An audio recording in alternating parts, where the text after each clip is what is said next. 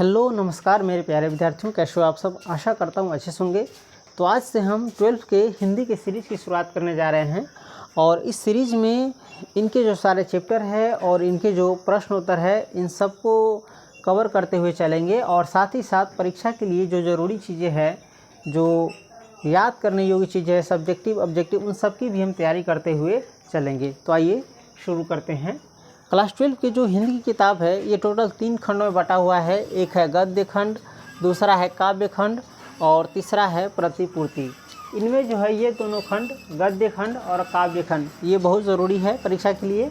और तीसरा जो प्रतिपूर्ति है ये अलग से वैसे ही आपको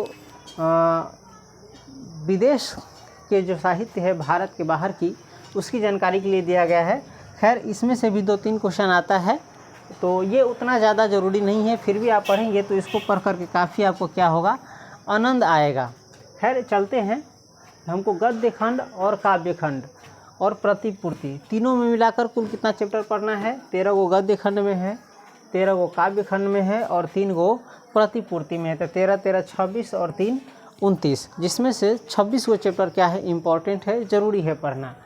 तो आइए देखते हैं गद्य खंड में कौन कौन सा हमको चैप्टर पढ़ना है और काव्य खंड में कौन कौन सा चैप्टर पढ़ना है। लेकिन इनसे पहले जान लेते हैं गद्य खंड किसे कहते हैं, काव्य खंड किसे कहते हैं। देखिए काव्य खंड में क्या रहेगा, काव्य वाले खंड में सिर्फ और सिर्फ कविता रहेगा, उसको कहते हैं काव्य खंड।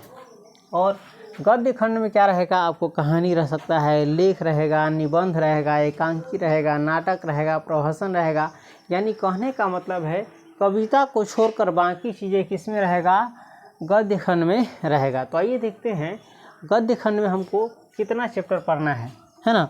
टोटल 13 वो चैप्टर पढ़ना है। लेकिन इससे पहले फिर एक बात बता दें, जितने भी ये जो चैप्टर है और उसके जो लेखक है ये आप हर हाल में याद रखिएगा, क्योंकि परीक्षा में मात्र इससे 10 नंबर का क्वेश्चन आता है। तो आप सोच सकते हैं ये कितना ज़रूरी है ऑब्जेक्टिव में।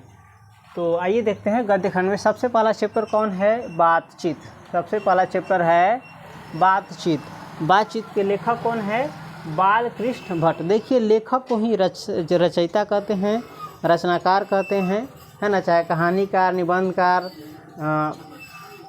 ये सब कहते हैं। तो बातचीत का पूछेगा, चाहे मान के चलिए हर चैप्टर के हिसाब से आपको बता देते हैं, पूछ सकता है बातचीत के रचयिता कौन है, चाहे बातचीत के रचनाकार कौन है, चाहे बातचीत के लेखक कौन है ना। तो कौन है, बालकृष्ण भट्ट। और इसी प्रकार से आप सारा चैप्टर में याद रखिएगा। दूसरा चैप्टर है उसने कहा था। उसने कहा था। उसने कहा था के लेखक कौन है, चंद्रधर शर्मा गुलेरी। उसने कहा था के लेखक कौन है, चंद्रधर शर्मा गुलेरी। उसके बाद तीसरा चैप्टर है संपूर्ण क्रांति। देखिए क्रांति तो हुई है हमारे देश में, लेकिन सिर्फ अंग्रेज चले गए हैं, बाकी शासन व्यवस्था वैसा ही है। तो पूरी तरह से क्रांति हमारे देश में नहीं हुआ है, बदलाव जो होना चाहिए वो नहीं हुआ है, आधा अधूरा हुआ है। तो खैर इस चैप्टर में हम जानेंगे संपूर्ण क्रांति किसे कहेंगे। और संपूर्ण क्रांति के लेखक कौन है, जयप्रकाश नारायण। जयप्रकाश नारायण, इन्हीं लोगों का अधिनायक यानी हीरो कहा जाता है। चलिए चौथा चैप्टर है हमारा अर्धनारीश्वर। अर्धनारीश्वर, आज के जो दुनिया में पुरुष और स्त्री जो बटे हुए हैं अलग अलग, इनका क्षेत्र अलग है, कार्य क्षेत्र, इनका कार्य क्षेत्र अलग है, उसी के ऊपर ये चैप्टर है। और अर्धनारीश्वर क्या है, भगवान शंकर और पार्वती के कल्पित रूप है ना। तो अर्धनारीश्वर के लेखक कौन है, रामधारी सिंह दिनकर, जिन्हें राष्ट्र कवि कहा जाता है। अर्धनारीश्वर के लेखक कौन है, रामधारी सिंह दिनकर। इनके बाद हम एक इसका जो वीडियो है संक्षेप में भी हम बताएंगे।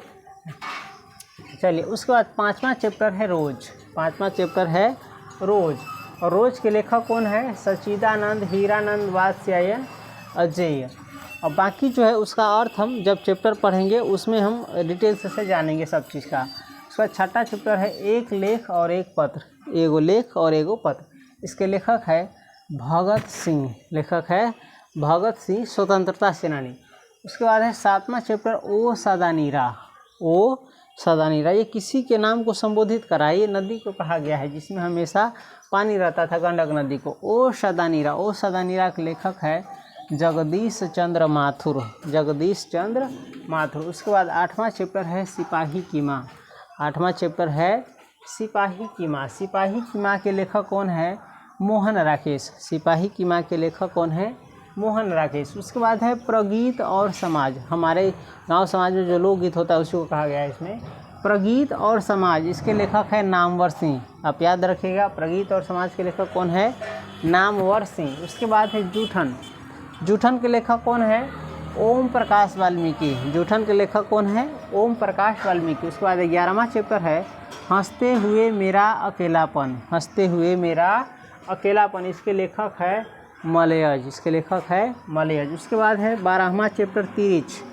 12वां चैप्टर है तिरिच। तिरिच के लेखक है उदय प्रकाश। तिरिच के लेखक है उदय प्रकाश। उसके बाद 13वां चैप्टर है शिक्षा। क्या है? शिक्षा। शिक्षा के लेखक है जे कृष्णमूर्ति, यानी जिद्दू कृष्णमूर्ति। इसका पूरा नाम है जिद्दू कृष्णमूर्ति। तो इस प्रकार से आपने गद्य खंड में देखा टोटल हमको कितना चैप्टर पढ़ना है, कौन कौन चैप्टर पढ़ना है। उसके बाद अगला खंड है हमारा काव्य खंड। इसमें सिर्फ और सिर्फ 13 गो जो चैप्टर है सारा का सारा क्या है? कविता है। इसमें सबसे पहला एक चीज़ भूल गए हैं, थोड़ा देर वेट कीजिए। कड़बक। कड़बक के लेखक है मलिक मोहम्मद जायसी।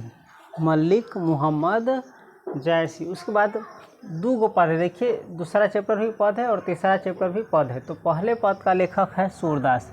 इसमें बताएंगे, जब पद पढ़ाएंगे तो आप पद पढ़ लीजिएगा तो उससे पता चल जाएगा कि इस पद के लेखक कौन है? सूरदास। एक श्री कृष्ण भगवान के ऊपर है पहला पद और दूसरा राम भगवान जी के ऊपर है, तो इसके लेखक है तुलसीदास, है ना। उसके बाद चौथा चैप्टर है छपै। छपै। छपै के लेखक है नाभादास। उसके बाद कवित। कवित के लेखक है भूषण। इसमें आप कंफ्यूज मत होइएगा, पद में से कोई लाइन देगा तब आपसे पूछेगा इसके लेखक कौन है, चाहे रचयिता कौन है, और उस पद के आधार पर आप पता कर लेंगे। उसके बाद है तुमुल कोलाहल कलह में। तुमुल कोलाहल कलह में के लेखक कौन है? जयशंकर प्रसाद। उसके बाद है पुत्र वियोग। पुत्र वियोग, इसके लेखक है सुभद्रा कुमारी चौहान, जिसका आपने कविता पढ़ा होगा बचपन में, माँ कदम का पेड़ अगर यह होता यमुना तीरे। उसके बाद है उषा।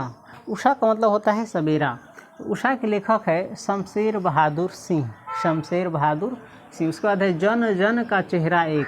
जन जन का चेहरा एक के लेखक है गजानन माधव मुक्तिबोध। देखिए ये कविता है, तो चूंकि इसका कवि भी कहा जा सकता है कि जन जन का चेहरा एक कवि कौन है, तो कवि कहे चाहे रचनाकार कहे चाहे रचयिता कहे चाहे जो भी कहे, हम बता चुके हैं पहले ही। उसके बाद है अधिनायक। अधिनायक का अर्थ होता है हीरो। अधिनायक के लेखक कौन है? रघुवीर सहाय। रघुवीर सहाय। उसके बाद है प्यारे नन्हे बेटे को। प्यारे नन्हे बेटे को, इसके लेखक है विनोद कुमार शुक्ल, जिसका आप क्लास 10 में पढ़े हुएगा, एक चैप्टर है मछली नाम से। उसके बाद है हार जीत। हार जीत के लेखक है अशोक वाजपेयी। हार जीत के लेखक है अशोक वाजपेयी। इसमें एक युद्ध के ऊपर ये कविता है कि युद्ध जब होता है तो किसकी हार होती है, किसकी जीत होती है, इस पर ये। गांव का घर। गांव के घर का लेखक है ज्ञानेंद्र पति। गांव का घर से आपको गांव का घर पहले जैसा घर होता था उस पर है ये। उसके बाद है प्रतिपूर्ति। प्रतिपूर्ति में सबसे पहला चैप्टर है रस्सी का टुकड़ा। रस्सी का टुकड़ा, देखिए रस्सी तो बहुत बड़ी होती है, लेकिन छोटा छोटा टुकड़ा जो होता है बोरा वोरा कुछ बांधने उड़ने के लिए, उसी के ऊपर ये चैप्टर है रस्सी का टुकड़ा। रास्ते पर जाते रहते हैं, रस्सी वस्सी का छोटा टुकड़ा उकड़ा नहीं गिरा रहता है, उस पर है ये। रस्सी का टुकड़ा के लेखक है Guy de Maupassant. Guy de Maupassant. आपको नाम से लगता होगा कि ये जो नाम है हमारे भारत के लोगों का नहीं है, भारत के लेखक का नहीं है। हाँ, आप सही है, ये बाहरी देशों के लेखक का नाम है। ये इसलिए दिया जाता है कि हम भारत से बाहर के भी, यानी देश दुनिया के भी, विदेश के भी जो साहित्य है उनको भी पढ़े और समझे। उसके बाद है दूसरा चैप्टर, इसमें क्लर्क की मौत। क्लर्क की मौत, इसका लेखक है अंतोन चेखव। और इसमें एक चीज़ आपको बता दें, इन तीनों चैप्टर में है ना ख़त्म हो जाता है, इंसान मर जाता है। उसके बाद है पेस्की। पेस्की के लेखक है हेनरी लोपेज। तो इस प्रकार से आप जितने भी लेखक है, जितने भी चैप्टर है और उनके लेखक है, उसका नाम याद रख लीजिएगा और ध्यान रखिएगा आपको कितना चैप्टर पढ़ना है। खैर, इसके बाद हम आपको इसी चीज़ को डिटेल्स में बताते हैं, संक्षेप में बताते हैं।